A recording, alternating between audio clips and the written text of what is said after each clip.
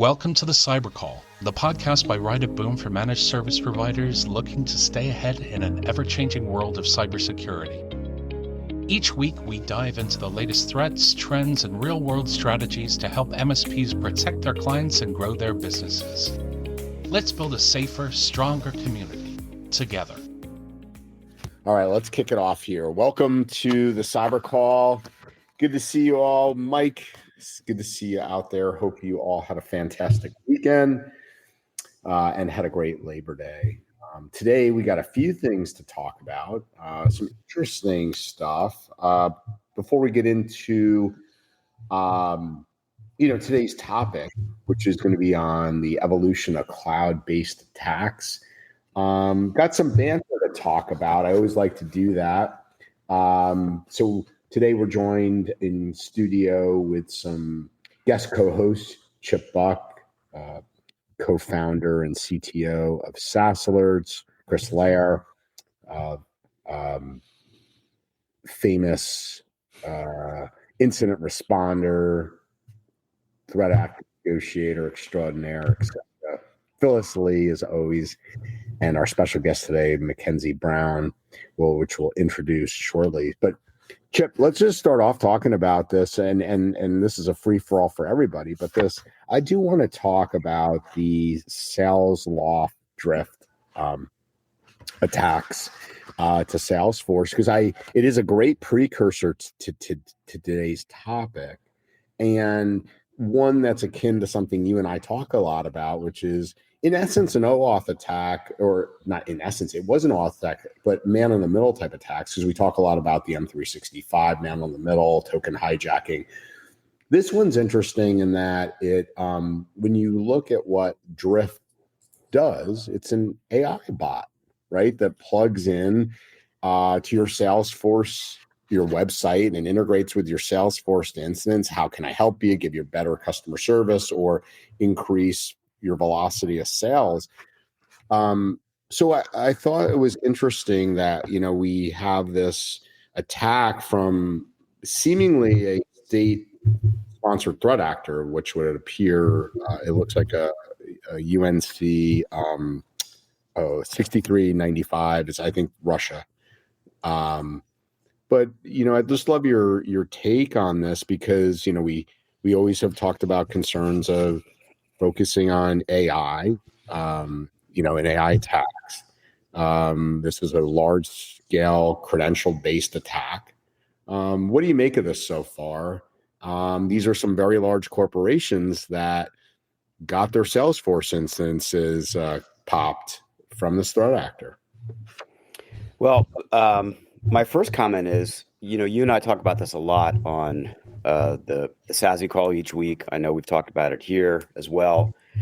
And we always make a point to people that while we are focusing on Microsoft 90% of the time, make a point of saying, any web-based OAuth type infrastructure is capable of being compromised in this way. And I think, and we specifically call out Salesforce and Google because there are two other big targets that could be there.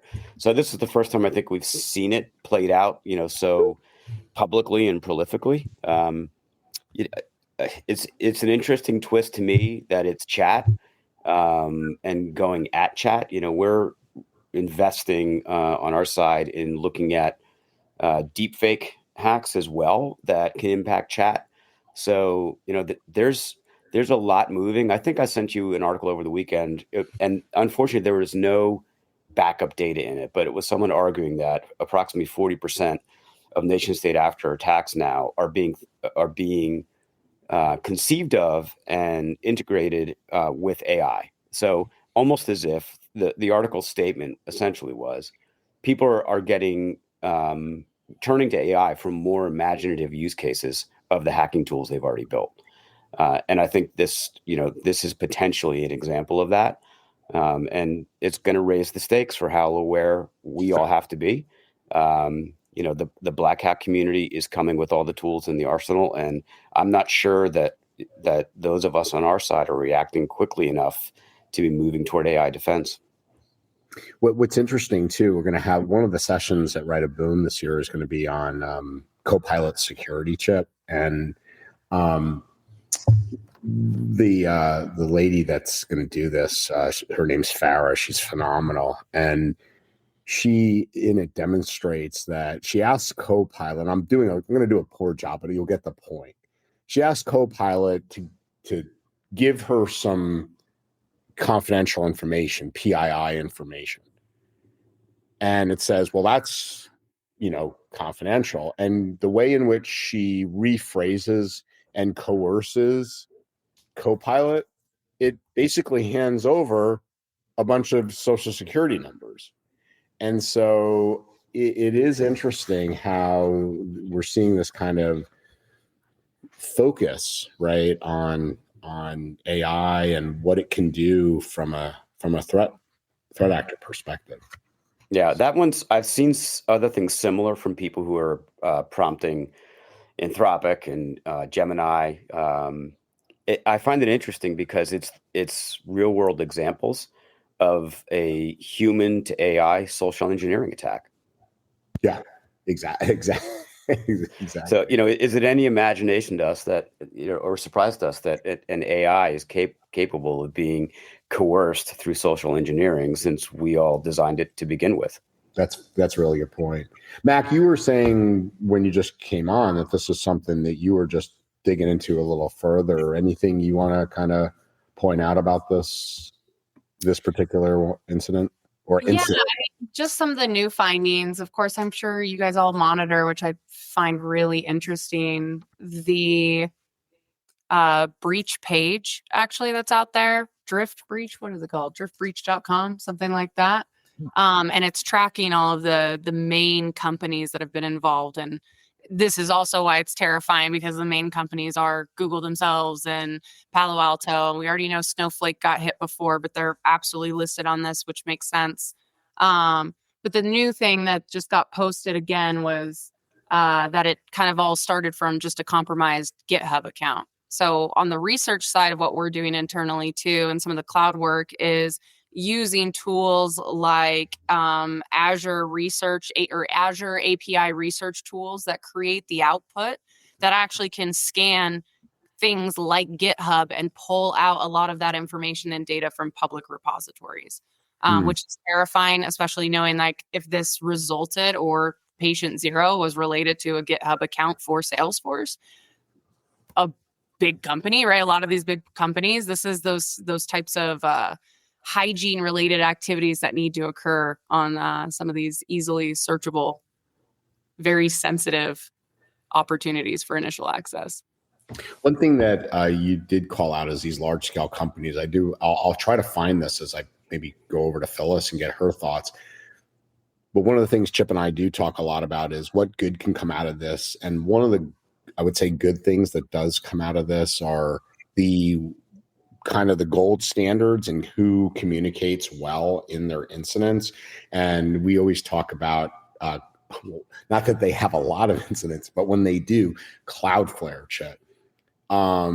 They were one of the impacted organizations. And what I love about Cloudflare is their no nonsense way of when they do have an incident about their comms, they basically flat out told everybody, hey, our Salesforce instance, it was our choice. We accept responsibility. This is what we use for support. And oh, by the way, if you're a client of ours and sent us anything about logs, configurations, anything, consider it compromised. So I'm going to find that, and they went further and essentially said, even if you didn't, we recommend changing keys, changing access, reviewing all your policies. We've had several discussions about it, Andrew, just between us, and then a couple on these calls, and compared them to the what not to do's, which I think are important as well. We had a big distributor have an issue that kind of set the other bar, and I think it's instructive to look at both sides of that when people are thinking about it. Like, I don't believe that we live in an age anymore where a cyber compromise is something that people should try and sweep under the rug. It doesn't help the community. It doesn't help their reputation. I think everyone knows that all of us who are working in the field using technology day to day we're all at risk for something that no one else has seen exposed before. And we can't shame each other. And if, no matter how big or small your business is, this is really important for MSPs. You can't look at this as a shame thing. You've got to go to the community as fast as possible, seek help, disclose, and as Cloudflare has done, be completely transparent and over recommend, remediation practices that their customers should take. Yeah. Phyllis, any thoughts on this? And maybe just even if you could give back, maybe just kind of, well, one, are you anybody coming to CIS that might use this, or, and if not, your days at the agency when you guys are using enterprise-based tools, how could you see this going down, these days when, a lot of the federal agencies are using, these types of tools. What's your take here?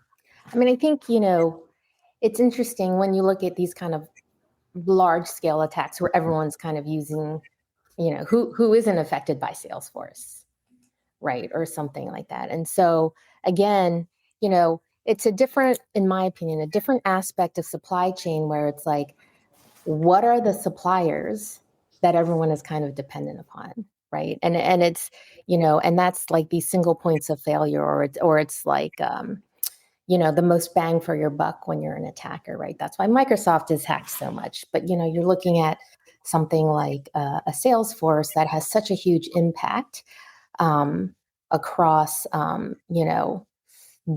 the federal government. And this is similar, but very different than the, I can't remember it now. What's the where they got into the compiler, and every major product was using. Oh, of course. Log4j. Yeah. No, it was the compiler one. I can't remember.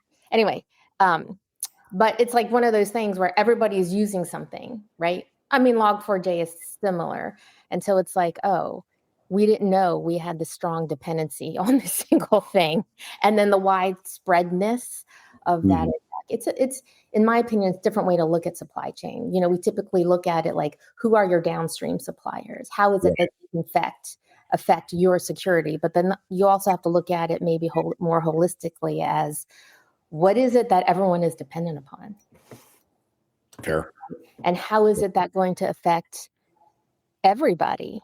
Right? Something like, a Salesforce that different organizations across different verticals are relying upon, and look at the big widespread impact. And, the federal government, more and more starts to worry, in my opinion, things like that. Yeah.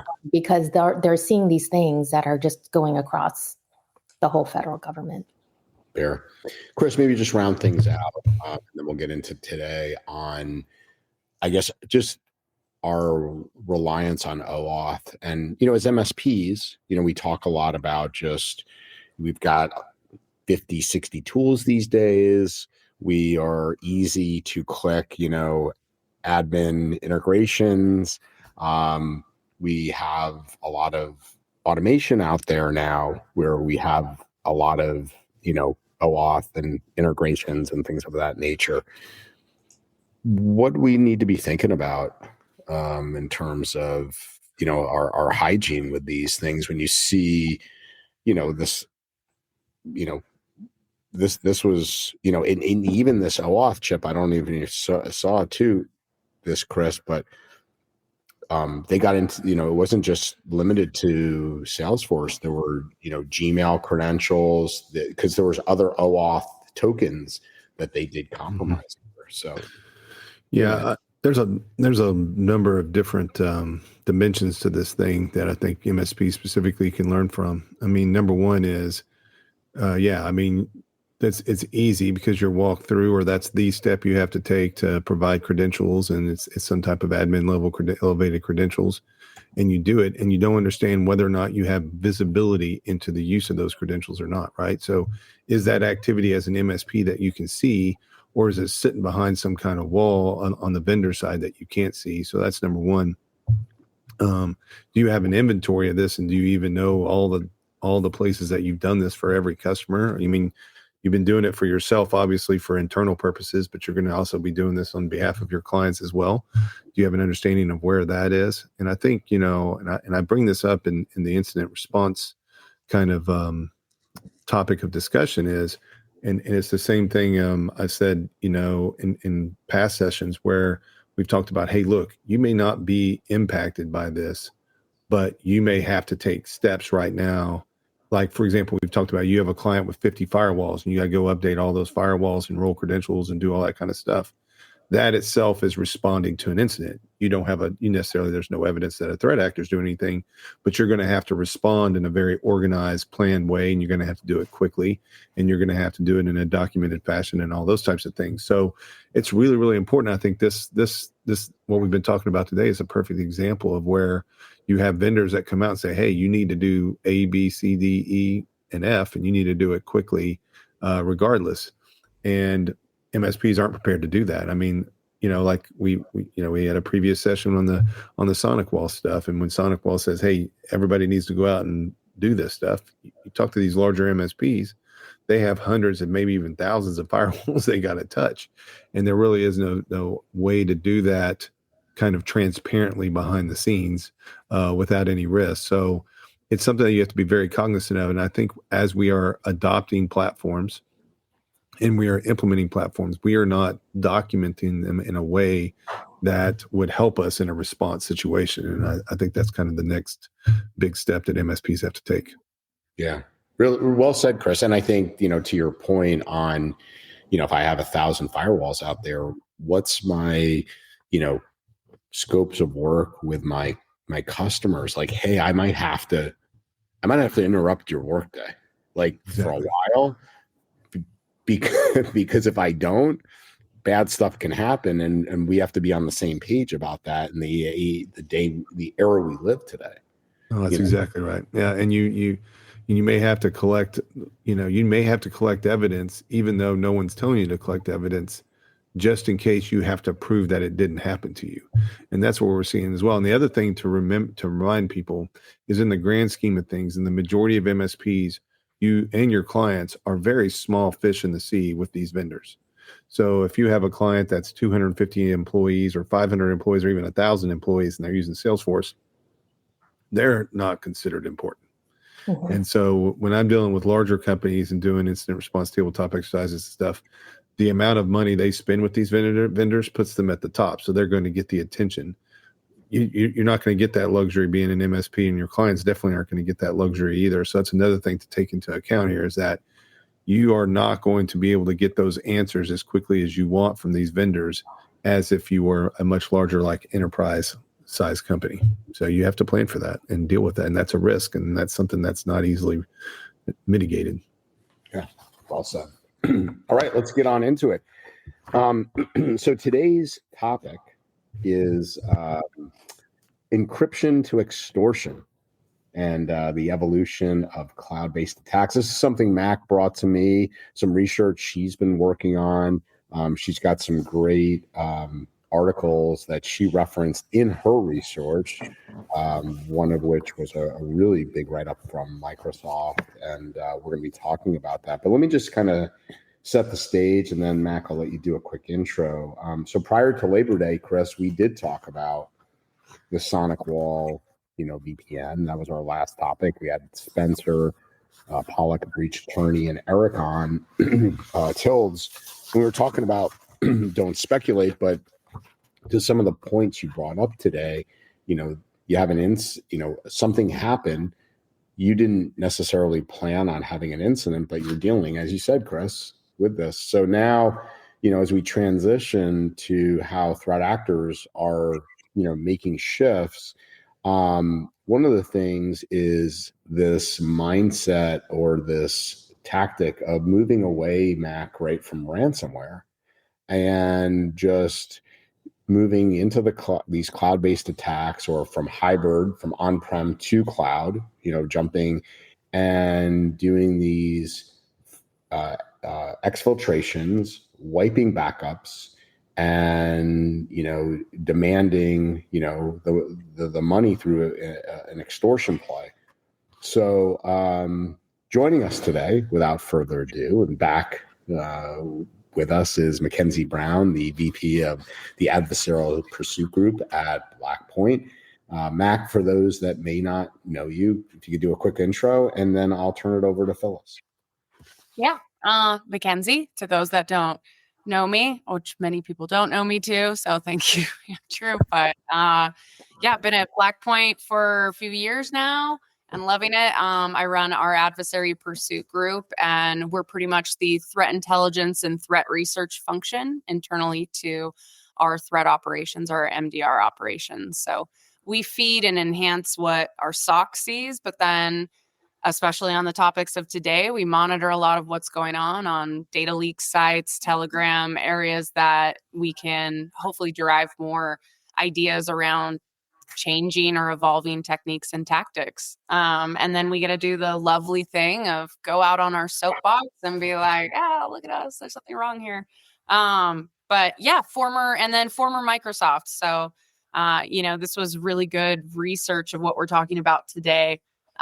We were looking into it because of what we started noticing, a little bit of trends, especially in specific industries around ransomware and the blind spots, some stuff that was not adding up as far as how ransomware is evolving, and it's straight to the data. So I love a good Microsoft threat intelligence bulletin. They definitely dig into it. Yeah. You were at the DART for a number of years, so you have some firsthand experience. So Phyllis, I'll turn it over to you. Chris, Chip, if you have thoughts and comments along the way, please feel free to chime in. And Phyllis, it's all yours. Yeah, nice to see you, Mackenzie. Hi. So, just kind of in layman's term or plain English, for those MSPs who want to talk to, a small, medium business executive, what is the difference between classic ransomware and today's extortion-only playbook? And why are threat actors like Storm 0501 pivoting to cloud, destroying backups, but not encrypting? Right. Well, I think first and foremost, historically, right, we all know of ransomware as the encryption. It's disruptive, it's destructive. They put urgency on pain. In the past couple of years, we've seen this sort of transition into double extortion, where they focus on in that attack chain, which is usually what you can smell for a pre-ransomware attack, is they're going to your backups, they're going to where your sensitive data is, they're performing some level of exfiltration, and then they're deploying a payload. So while you're dealing with the ransomware in and of itself and getting a decryptor key for your actual data to recover and get back to business restoration, you're then also getting an email shortly thereafter in a couple months that says, hey, we'd also like you to pay us this additional invoice fee so that we don't release your data on data leak sites. And we started noticing this a lot with the Clop ransomware group earlier end of last year. And we started seeing at the beginning of the year, they were releasing, again, a list of organizations, which is very public. So in some of these cases, there was a trend for some of these orgs where they didn't report any ransomware attack. They didn't actually have a ransomware attack. And I think that's where we start to see this evolution that Microsoft was posting on, which is extortion only. And typically what we see too from cloud compromises is you have traditionally some on-prem compromise, and then they traverse into the cloud and look for that data and then be able to exfiltrate that data while also performing potentially ransomware on-prem. And so now we're seeing this evolution where, in my opinion, it's just kind of, they're still able to do a lot of things. They're still able to get very quick commodity or monetization off the attack in general by just focusing on the data. They know that they're going to be able to sell that data even if you don't pay into the fee. In these extortionware based cases where they're simply just extorting you for access to the data or threatening to leak it, in some of the cases that Microsoft reported, they actually deleted the data. So there's the concern there, but there's no payload, there's no malware required for it. So in my opinion, it's actually a much smarter way to go about it. And then when you look at a lot of the Clop victims that were out and getting posted that potentially didn't even have a ransomware attack or any sort of encryption going on in their organization, they're concerned a lot to what Chris I'd pull on the thread Chris mentioned earlier is where's the evidence? So you have to do a response if you're listed on a data leak site, but if you don't actually know of any incident that occurred, now you're determined, well, were we monitoring? Do we have appropriate logging? Can we actually look back? And I see a lot of organizations shifting to where they're like logging, less logging, or more logging, but less retention for other legal reasons. They might not want retention. And as well, we know logging's really expensive too. So they're starting to be very cognizant of their budget. I think threat actors are moving into this extortion where, because it's quick, it's feasible, and we're overlooking the risk of persistent mechanisms that would be sitting in the environment in the first place. So they're having to go from who's patient zero, how did the threat actor actually get in, what did they do before they got to the data, destroyed our backups or didn't destroy our backups? How do we actually answer the question at hand? While also we have a week to go pay this extortion. So there's this like flavor of urgency that's getting pressed on them. They know they're going to have to pay, maybe, or not pay. They're always getting something back from the threat actor that's proving that this is valid data. And then they're concerned of who do they even call to do a response if the response could have happened at any point in time within the past 10 months. So let me just ask this, if I could, Phyllis. Chris, A, are you seeing this more? And then B, how would you sum it up quickly? Because, you are doing tabletops for organizations. They pay you to do them. Mm-hmm. How do you synthesize this down as something an executive can understand quickly? Yeah, it's so the problem is there are groups out there doing both things still. And that's the challenge. So when you're talking to an executive, you got to say, hey, look, you see this one article and you might say, oh, okay, these guys are going after the data. We don't have any data. I'm not really concerned about my data. But there's another group that's working, that's there to disrupt you. So you have to be equally prepared for these different types of groups that attack you different ways. And sometimes you'll see a group that you might traditionally see do the double extortion route, but only exfil data. Or you might see where they didn't exfil data and they just hit you with encryption. So when you're talking to an executive, unfortunately, you have to tell them you have to be prepared, especially as a smaller organization, for these types of attacks that are going to be targeted towards you. I mean, the other thing that we're seeing, especially with a lot of these vulnerabilities that we've talked about in the past, let's just specifically say SonicWall, is where these companies just don't. These threat actors are not as consistent in their approach and their method as what they did in the past. So somebody might say, well, why aren't they negotiating with us? I thought this group would kind of negotiate and be a little bit more cooperative. And you're like, yeah, well, we're probably dealing with some newbie or some new person to that group or whatever. That's just different. So there's just a lot. So you can't paint the picture, unfortunately, as like, this is the new thing. You can say, hey, this is a new type of attack, but the other ones are still going on. And unfortunately, you have to be prepared and to deal with all of them. Yeah, and then lastly, Phyllis, before I go back to you, Chip, we also know that the research that you and I have looked into heavily is that these phishing as a service sites and basically ecosystems have made it so easy, right, for your newbie threat actor to enter the space. Yeah, I mean, look, it is a business model and an ecosystem that is not unlike any other business model or ecosystem, including recruiting people to come join the team and starting them out at a very low level. Your only job is to, get a hold of some credentials or even supply us names of companies that we haven't attacked yet or haven't seen. Just go and do some recon there and figure out what their account name structure looks like. Is it always the first name, last initial, or whatever they do? And so we can just start scouring. That's your only job. Just do that.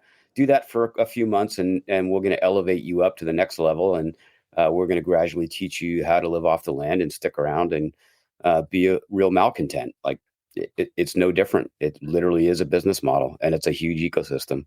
Yeah. All right, Phyllis, back over. Yeah, sure. So you kind of briefly touched on this a little bit, but I'm going to circle back. So what do you think?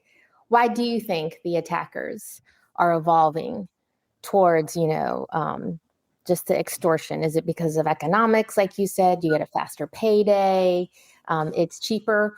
Or is it that we are finally getting better at backup and restore? And so they're like, well, that's off the table now. I hope we're getting better at backup. I know. And, our whole Azure Key Vaults and doing the right things. And I think we are. I think the problem is we're getting good at backups and restoration, but we're failing on the not that this is a drinking game to say zero trust, but we're still really struggling with least privilege as well as backups and restoration. Or you make one change in your configs or policy and it ends up, because Microsoft loves to do this, and ends up ruining a lot of other configuration settings that are in place. And so I think people are thinking, okay, recovery is easier. We'll just do backups. And that might be a part of it, to be honest, is because they know that we're evolving. My concerns right now, especially when it comes to the cloud, is very much so the adversary in the middle, whether you have MFA or no MFA. What we're talking about with Salesforce of actually being able to manipulate application to application trust boundaries that exist, right? We're just unearthing one layer as we just solved one problem, and knowing that MFA, can be bypassed. You can do OAuth token theft. Like, you can do a lot of these activities. I would say it comes down to, it is economics and stealth. Economics, because regardless, they're going to find a way to get their payday.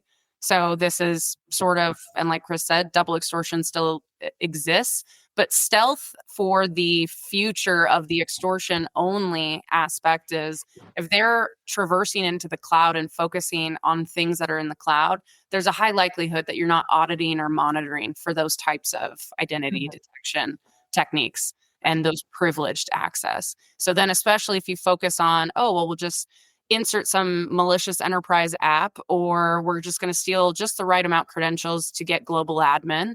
All of those go hand in hand, because they're hoping you're not looking at those unified audit logs, or you're not looking at any of those logs in the first place.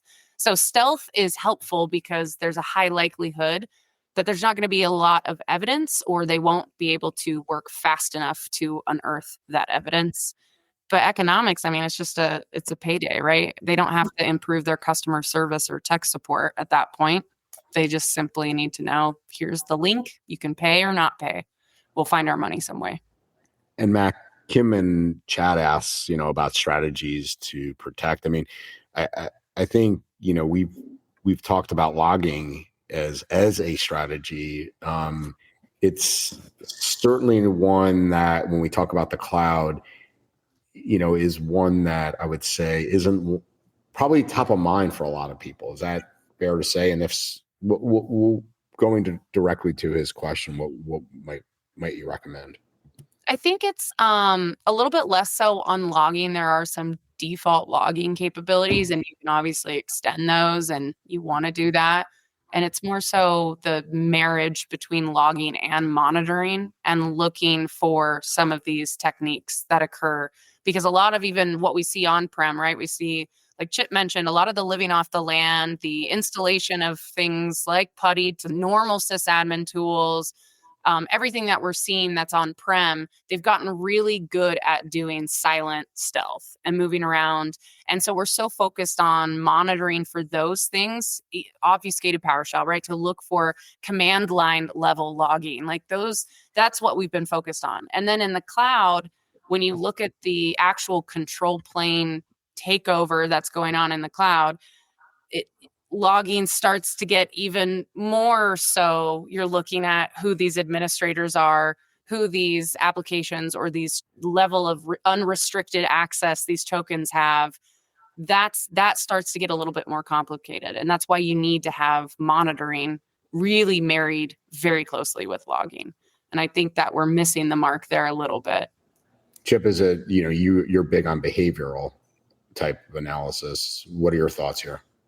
Well, that's I suppose a more detailed description of monitoring. It's what we've built in our product, as you know, Andrew. We do ingest all those logs and are constantly scouring them for the analysis of what an account does. We use the term behavior and we think of a person, but an account isn't a proxy for a person, even if it's a system account.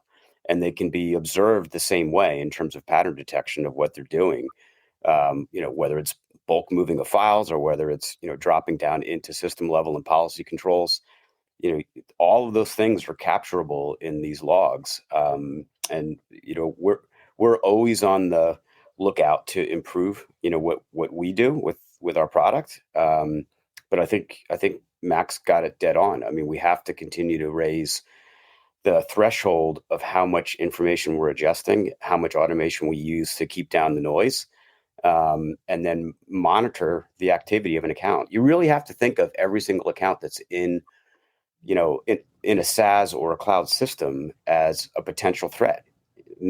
There's no such thing. We use zero trust lots of different ways, right? ZTNA, and then zero trust for identity access management. It's also zero trust in what people do day to day. So and people, again, the proxy for the term account, it's a never ending battle, and it continues to just ratchet up with more and more information, which is good. We just have to build the systems to continue to stay out in front of that information and analyze it as we monitor it. Yeah, I like that you guys mentioned the phishing as a service thing too, because we saw a lot of that in conjunction with the spoofed user agents. So they're going around and making sure, if you're looking at all of these multi-events related to one identity or one human considered account, they're finding ways to be able to blend in even more so that those types of detections aren't going to necessarily be at the top of the list that they're going to look at.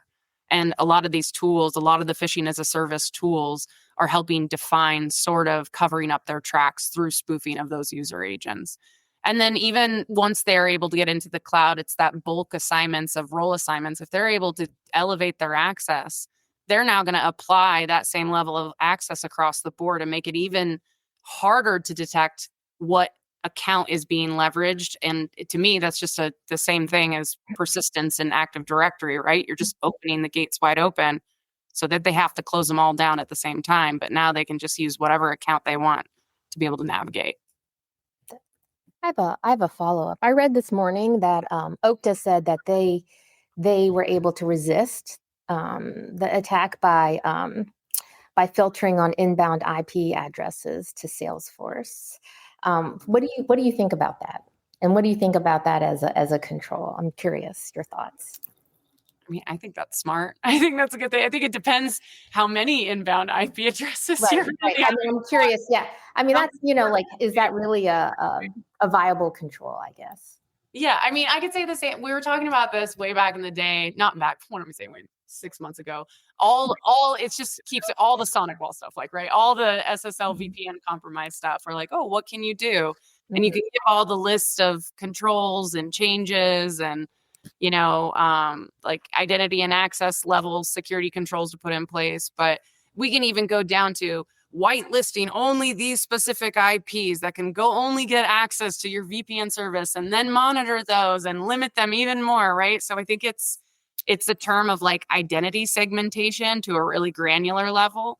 But again, depending on the amount of IPs you're having to put in from an inbound perspective, I mean, I think it's a good idea. I just don't know.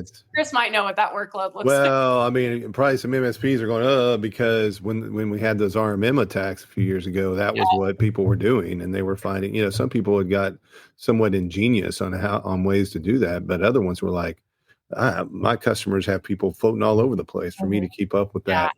But I think, in the case of this Okta one, Phyllis, I mean, it's a good example again, where you probably had a large security team in place to be able to handle that. Right. And then they probably had a relationship strong enough with Salesforce where they could say, hey, we're going to limit to these IPs.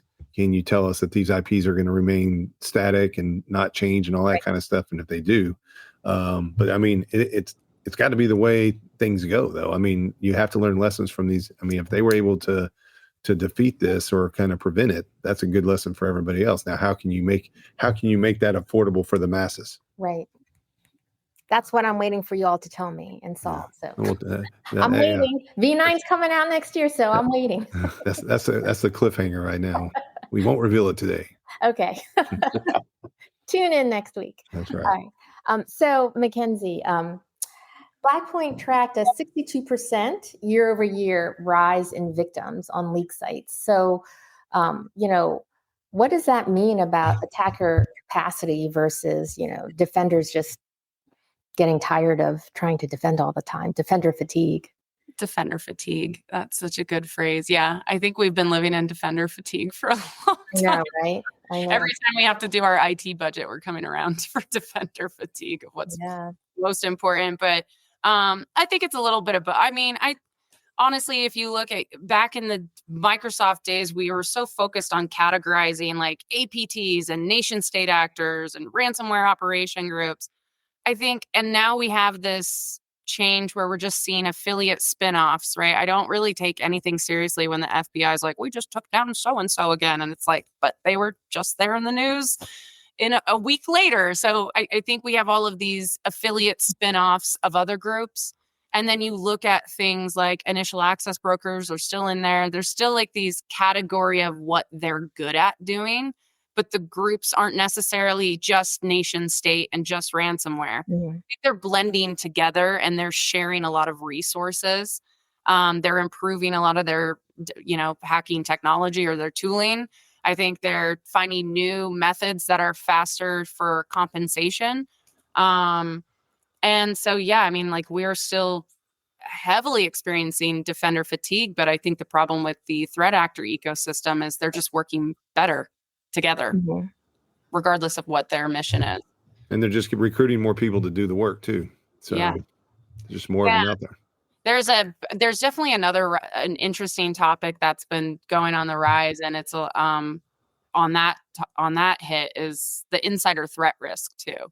I think that even threat actors right now are starting to look for fatigued defenders or fatigued employees that they can simply just grant access to and just leverage their account and get in, or have that person who has access to very specific data get in. But they're just looking for any initial access. And insider threats now, it used to be more like, oh, I didn't mean to do that. I didn't realize I was a risky user to that extent. But I think that's a really interesting rise of cases right now, is looking for employees that are easily manipulated. Well, the economics have changed. When the attacker ecosystem is producing billions, hundreds of billions of dollars a year in revenue, they can afford to go to an individual contributor at a company, again, back to the distributor issue we had a few weeks back, and just say, hey, dude, they're paying you $100,000 a year, but I'm going to give you a $200,000 bonus in Bitcoin. Like that, that's a target rich environment. I'm sorry. Not everybody has the ethical construction to just say no. And the bigger the economics get, the bigger the reward gets for people to go ahead and succumb to an insider threat invitation. Let's call it that. An ITI. I'll pile on there too. This is documented. There's less loyalty now between employees and employers than ever before. So you have the ethical side and you have the loyalty side, and unfortunately, those things just pay more benefits for the threat actor than us that are trying to be legitimate. Yeah. In the interest of time, I'm just going to hand it over to you, Chris, for your questions. Yeah, this is I'm going to throw you a softball one on this one, Mac. Beyond VPN creds and stale creds, what do you see as the most underestimated initial attack vector today? I'd immediately say credentials and VPN creds. So you kind of gave it away there. I think what we see a lot of rise in, right? We talk about phishing, stolen credentials, basically any initial access to get in. But the Salesforce Drift thing, the one that I mentioned earlier, is interesting. I think it's more on the automated tooling that we should be concerned about that performs a lot of that discovery and reconnaissance for us. Being able to scrape GitHub repos and just look for credentials, or go and pay for credentials, which are readily sold. I think that is something that's concerning. And then you have to look at, okay, so if they have these credentials that immediately access the cloud or some sort of web application, now we're looking at, for initial access and not just VPN, is anything that's considered elevated access just by compromising the system itself, whether it's a web app or an externally facing system, is looking for vulnerabilities. And we talk about this all the time. I'm sure we're tired of talking about this. But that's probably the next initial attack vector that's ripe, is just simply looking for the systems that are already vulnerable and exploiting those to gain access and then dumping the creds from those systems. Yeah, it's easy pickings. That's just the bottom line. It's too easy. But phishing is still very successful. Clearly, it's working. I mean, that's what we saw in the Salesloft, right, Mac? Though it was just a huge credential dump. So, no, I mean, they have plenty of time on their hands to go do the work. I mean, that's the difference. These guys don't have a 8 to 5 job. They can work 18, 19, 20 hours a day and hand it over to some other guy to get this stuff done. Next thing. So walk us through this Storm 0501. I mean, they used Evil Win RM and DC Sync, and then they abused Entra Connect Sync to map out these cloud identities. So where should the detection trip first in this particular situation? Feels like a math problem. If the train is going 100 miles per hour, that's exactly right.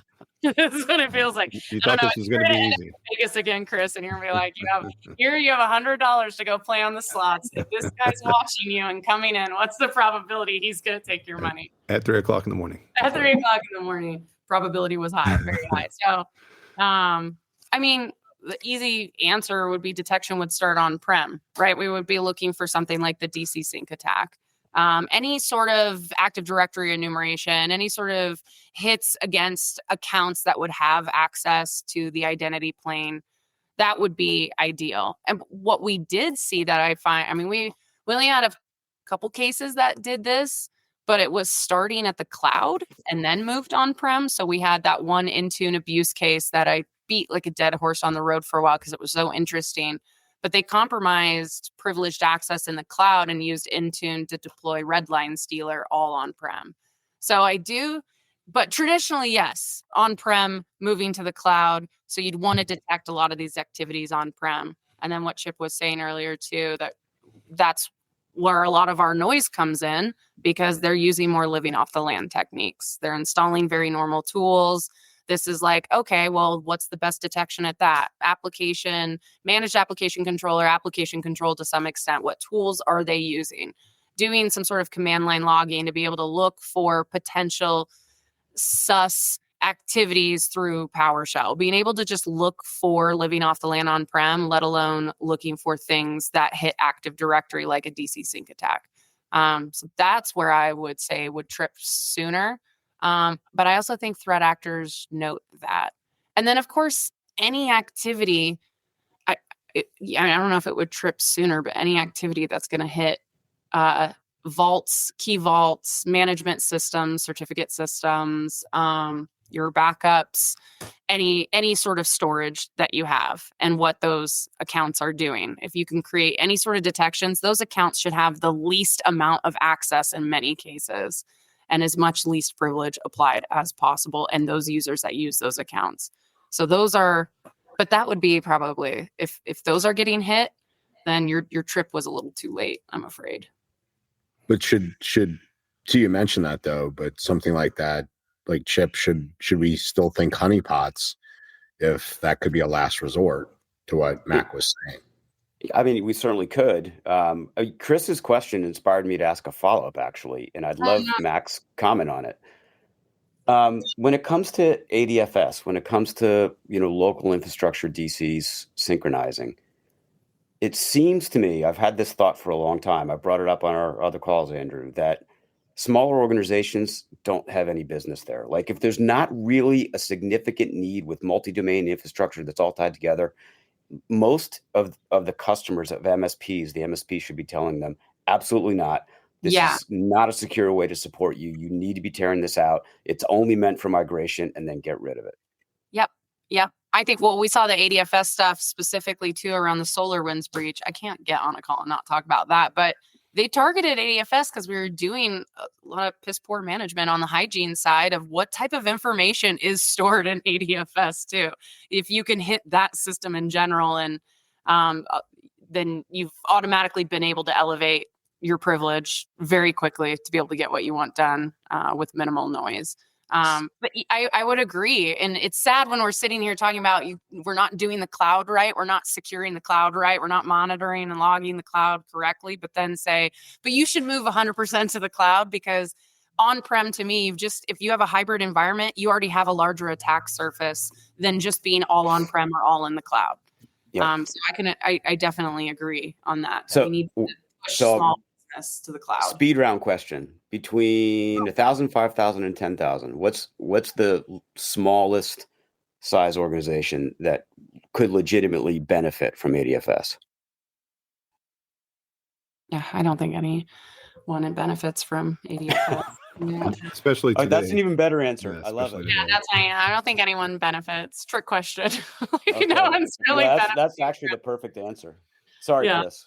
No, that's all good. I want to get over to Chip's question. So I just have one more for you. For the Azure data store side of things, adversaries, they flip public access, they dump list keys, and they use AZ copy.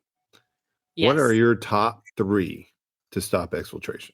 Immutability, private endpoints, key governance, anything else in there you want to add on there? Immutability. I mean, we talk about immutable storage all the time, right? So it's one thing you recommend, regardless if you're talking cloud and on-prem too. I mean, we got to the point at Dart where we even included in some of our recommendations of like, well, you should also consider not just immutable storage, but so like offline backups of certain systems, right? Like we were pushing it so far to say recovery is your security because clearly monitoring a response failed and all the security controls failed at some point. And so focusing on your restoration capabilities. So immutable storage, I talked about too, when it comes to the cloud, like the that one tool, the Azure API research tool. And my researcher was kind of showing me the output of it. And it's also understanding the one of the output pieces of output within it categories is endpoints and hidden endpoints. So it's also looking for private endpoints. That's going to be really dangerous because those are the ones that are going to be the most effective at exfiltration because it's going to be an unknown IP address that's already been set up within your virtual environment.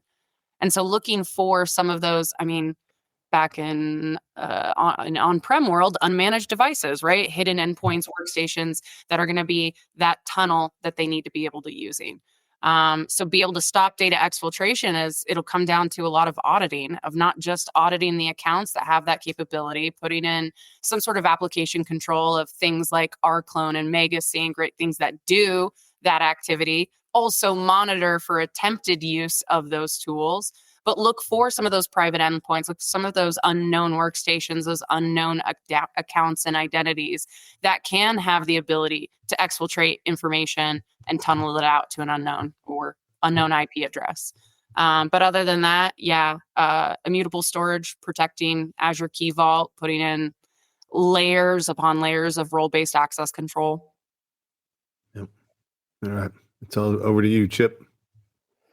So, Mac, when we're talking about the scenarios where there's mass deletion on snapshots for store points, storage accounts, probably, preceded by exfiltration, what kind of resource lock and policies can people employ that are going to survive that?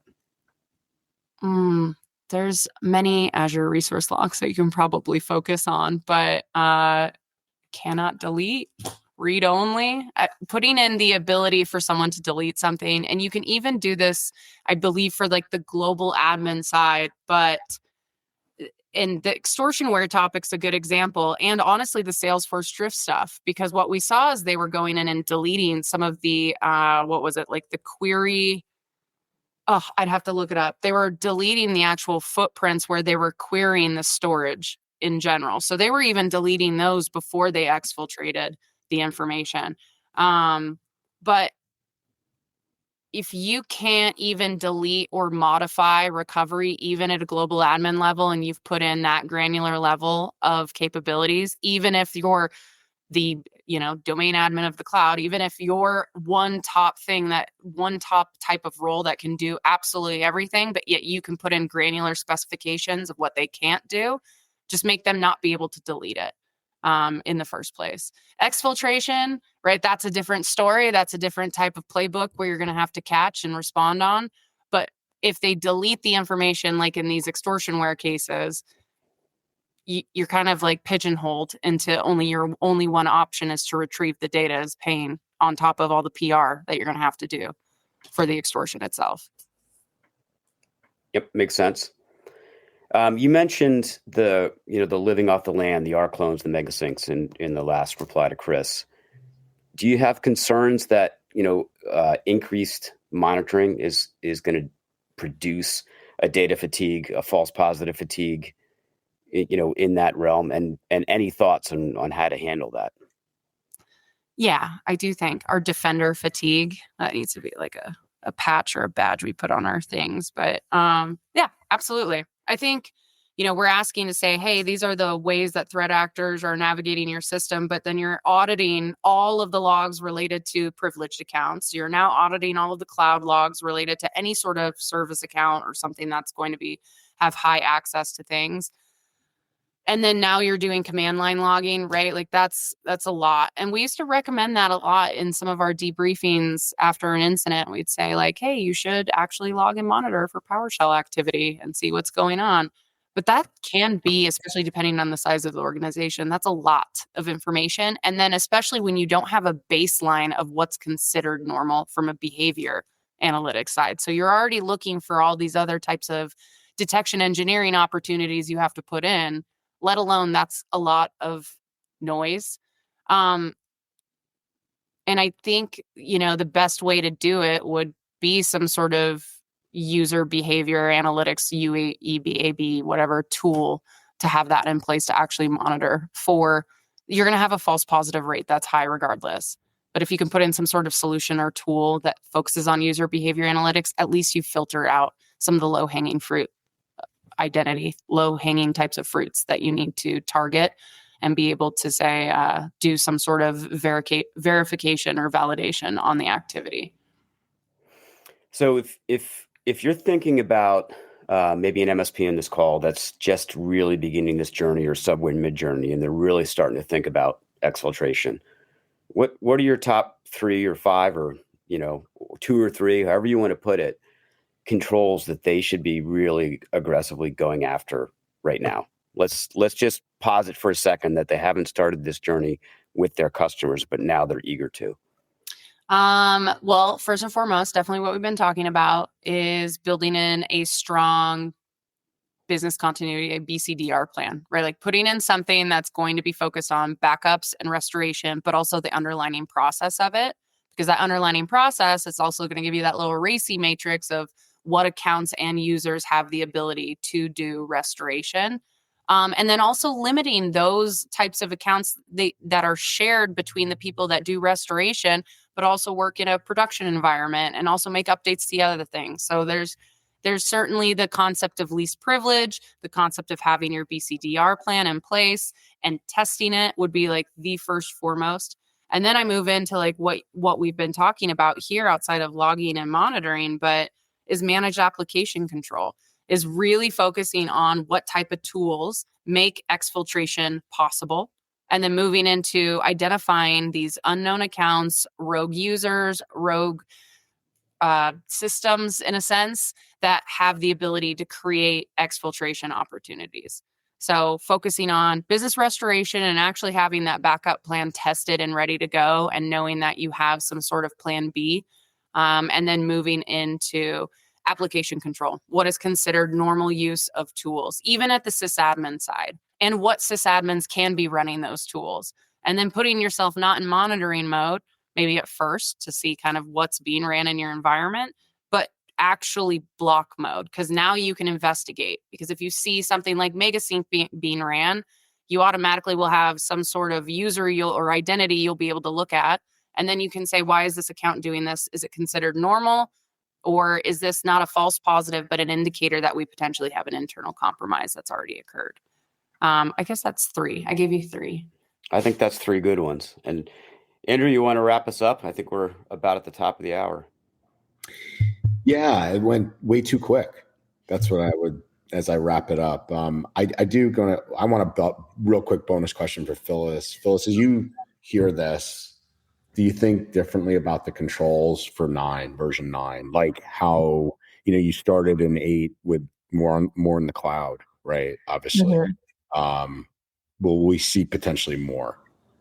Yeah, I mean, I think, and we've gotten feedback like, our controls, specifically addressing SaaS properly. Definitely, we're going to have to take a look at that, and definitely more cloud specific to see, okay, just even down to like the basics, like is asset inventory, are we asking for the right things? Well, exactly. I mean, and like, because Chip would argue identity, right? More than, should identity come first? I'm not saying you reorder, but to your point, like what's more important these days is we have this mass migration to the cloud, right, Chip? I mean, is that, I mean, it's done. Yeah. That happened. Yeah, right. There, it's done. It's done. Yeah, I mean, now, definitely. I'm sorry. Go ahead, Chip. I was just going to make the wise ass comment. Now that it's done, can we only get over 35% MFA utilization across all sectors? Well, right. I mean, and then there is that, and then there's the, we've already defeated MFA, but it would be nice if people actually implemented MFA. You know what I mean? Like, it's like, yes, we're defeating MFA, but then there's all those instances that attackers don't have to defeat MFA, right? And so, while maybe those don't make the headlines, I'm sure if we, talk to you three, that's still occurring. And so there is kind of like this balance of, we still have to bring people up, but of course we have to address the most recent things to stay relevant. Yeah. Good. All right. Well, I appreciate, Mac, thanks for coming on. It was awesome to have you. Appreciate you recommending this particular topic. It was really timely and topical, especially, like I said, with the Salesloft Drift happening ironically in a very similar time frame. Chris, thanks for sitting in. Chip, thanks for sitting in as well. And Phyllis, anytime, Andrew. Seeing you. It was awesome job, man. We'll look forward to seeing you all next Monday. Take care. Be safe.